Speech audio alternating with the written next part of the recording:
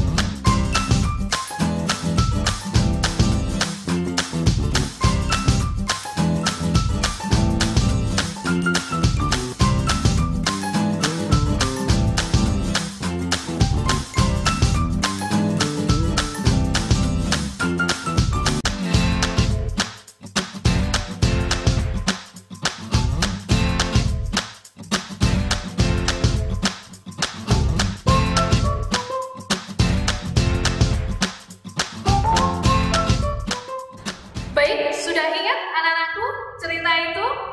Nah, dari sini kita akan belajar untuk menemukan struktur teks anekdot dan juga ciri kebahasaan teks anekdot.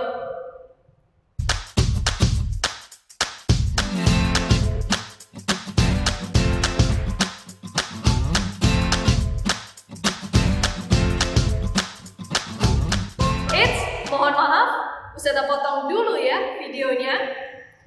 Nah, pada bagian inilah disebut dengan bagian abstraksi. Bagian abstraksi adalah bagian awal yang ada dalam sebuah teks anekdot.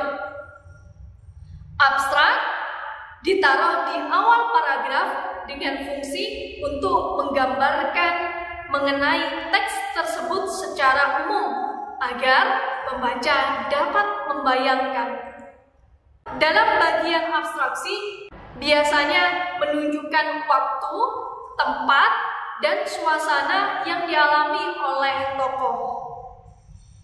Selain itu, dalam abstraksi pun juga menunjukkan tokoh-tokoh yang berperan dalam teks anekdot. Kita putar kembali ya. Perhatikan tayangan berikut ini.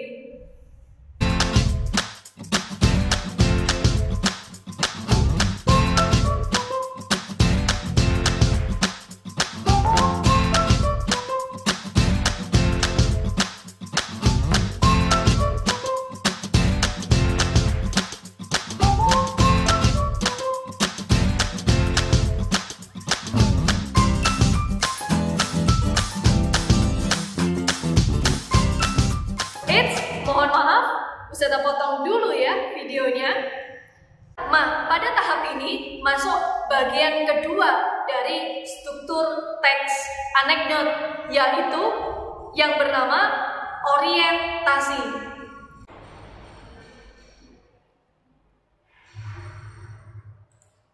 Setelah pembaca memiliki gambaran mengenai teks yang akan disampaikan, pembaca akan disajikan sebuah peristiwa. Orientasi merupakan awal kejadian cerita yang menjelaskan permasalahan utama dari cerita tersebut.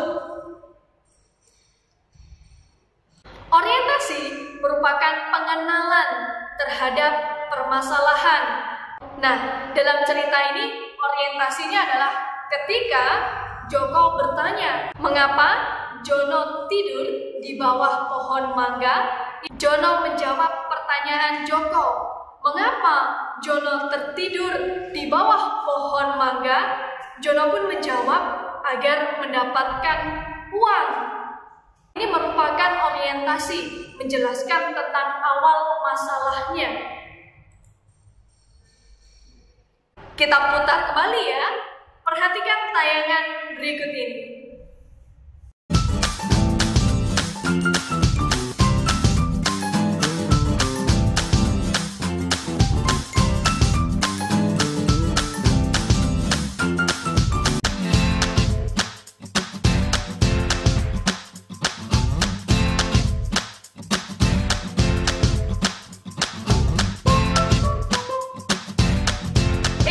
Mohon maaf, bisa potong dulu ya videonya. Nah, ini adalah struktur yang selanjutnya, yaitu krisis. Krisis merupakan bagian yang menjelaskan mengenai pokok masalah utama. Nah, pada bagian krisis ini merupakan puncak dari permasalahan tersebut. Nah, di sini puncak dari permasalahan itu atau yang disebut dengan krisis adalah ketika ternyata Jono tertidur agar mendapatkan uang seperti halnya wakil rakyat yang juga tertidur ketika sedang rapat atau sidang.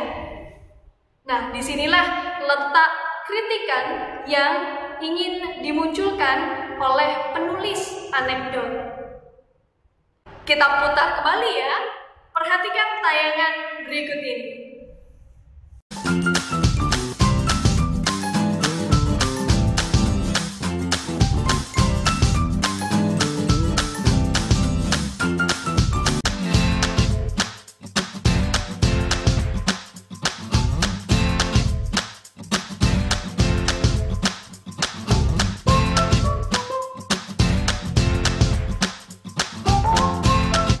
Selanjutnya, struktur yang keempat, yaitu reaksi.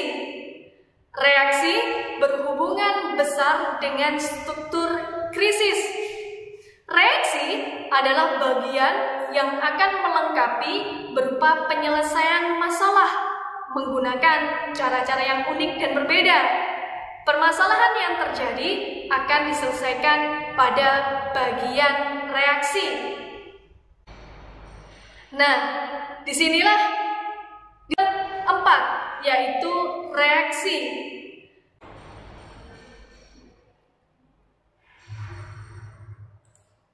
Seperti halnya penutup, struktur teks anekdot yang terakhir disebut dengan koda. Koda merupakan bagian yang menutup cerita dalam teks tersebut. Dalam koda berisi tentang pesan moral yang didapatkan dalam cerita yang ada pada teks anekdot. Sampai di sini kalian sudah paham bahwa ada 5 struktur teks anekdot, yaitu yang pertama abstrak, orientasi, krisis, reaksi, dan juga koda. Nah, setelah kita memahami struktur teks anekdot, berikut adalah ciri kebahasaan teks anekdot. Yang pertama yaitu terdapat kalimat langsung dan kalimat tidak langsung. Kalimat tidak langsung adalah kalimat yang digunakan untuk menyampaikan atau disebut sebagai melaporkan kembali ucapan orang lain, yaitu dengan cara yang tidak langsung, dan dalam penulisannya tidak perlu menggunakan tanda petik. Nah, ini adalah penggunaan kalimat tidak langsung.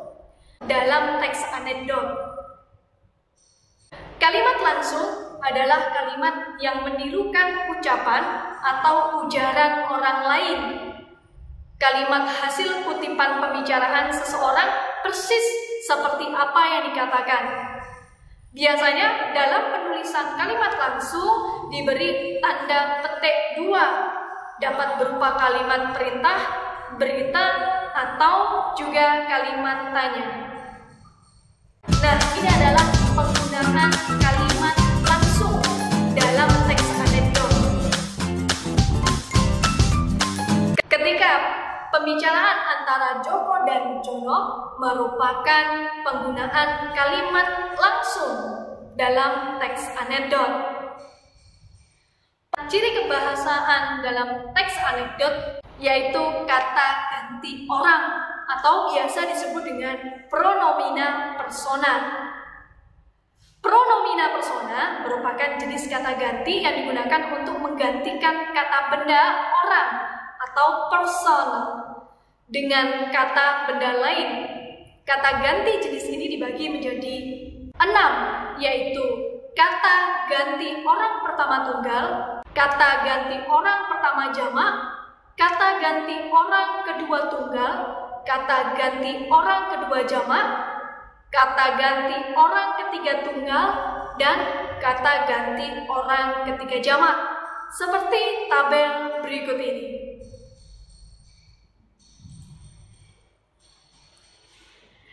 Selain penggunaan kalimat langsung dan tidak langsung, serta kata ganti orang, ciri kebahasaan teks anekdot yang ketiga yaitu terdapat keterangan waktu.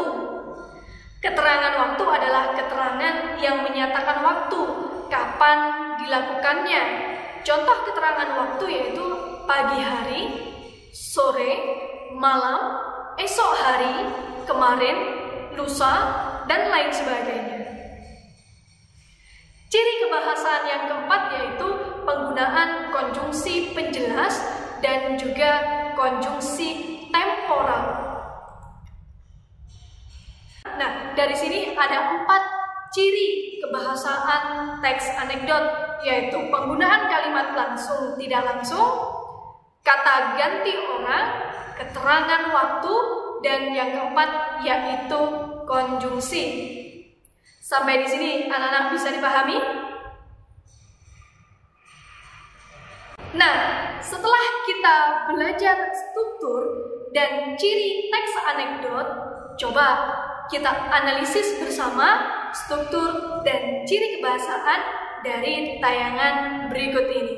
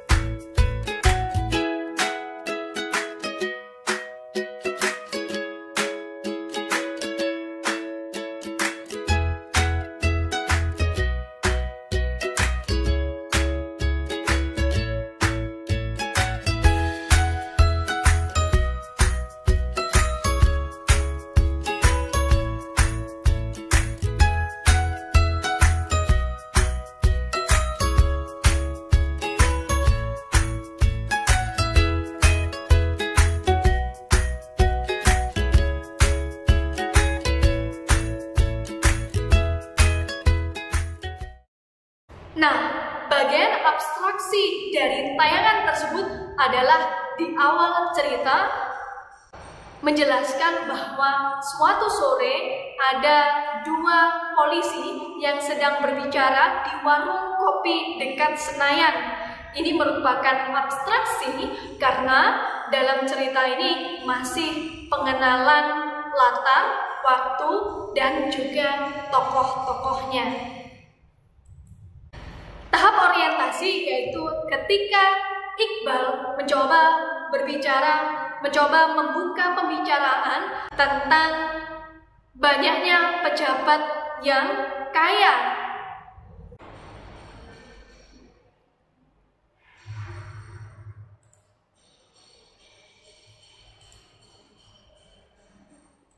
Nah, ini dijawab oleh Adam bahwa sudah tidak heran lagi jika banyak orang di dunia politik menjadi sangat kaya. Nah, letak krisisnya, struktur krisisnya adalah apalagi kalau bukan baju tahanan KPK. Kok baju tahanan KPK? Pertanyaan Adam. Nah, karena disebut baju termahal di Indonesia karena untuk mendapatkan baju tersebut harus mengorupsi atau melakukan korupsi. Hal itu pun mengundang reaksi dari Adam. Nah, disinilah reaksinya yaitu, ya, Adam pun menjawab, oh begitu ya. Kalau begitu kita harus menguatkan iman agar tidak mudah tergoda dengan uang. Nah, di sini ada letak kode, ya, bagian akhir penutup dari cerita.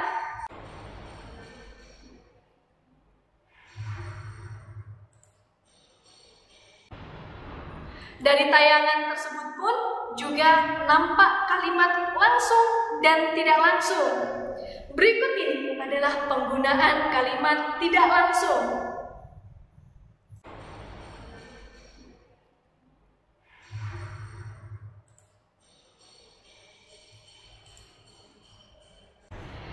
Ini adalah penggunaan kalimat langsung antara Iqbal dan juga Adam.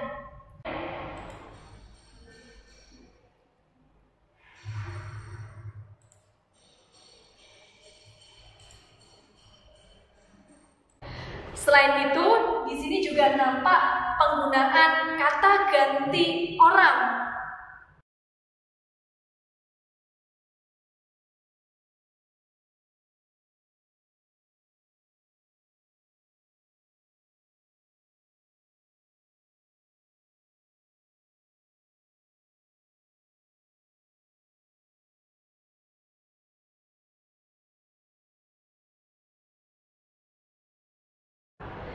Juga ada keterangan waktu,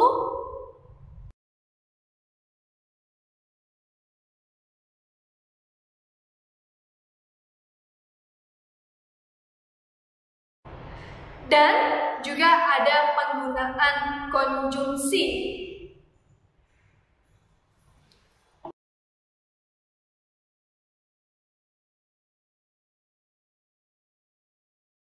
Nah, anak-anak mudah bukan dalam menentukan struktur dan juga ciri kebahasaan teks anekdot? Anak-anakku, semoga dengan kita belajar teks anekdot semakin pandai kita dalam mengambil hikmah, ibroh dari cerita. Semoga kita tidak sampai terhanyut dalam hawa nafsu sehingga kita mengabaikan syariat agama. Anak-anakku, terima kasih untuk pembelajaran hari ini. Semakin seru belajar teks anekdot. Semoga pertemuan selanjutnya kita masih dipertemukan oleh Allah. Kita tutup pertemuan hari ini dengan doa kafaratul majelis.